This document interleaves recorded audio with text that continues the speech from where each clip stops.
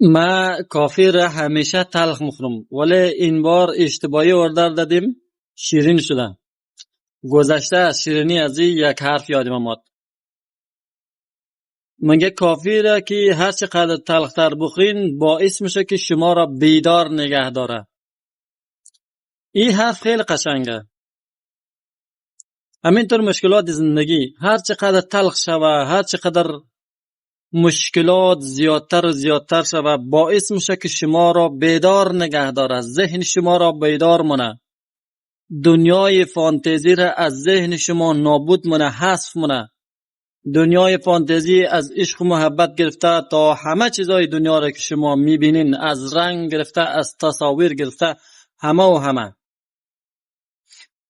باعث میشه که بیدار شوین که شما را دوست داره، باعث میشه که بیدار شوین که در زمان مشکلات شما همراه شما بوده، باعث میشه که بیدار شوین دنیایی که همه داد از خوبی و همه داد از مهربانی میزنه اینطوری نیه.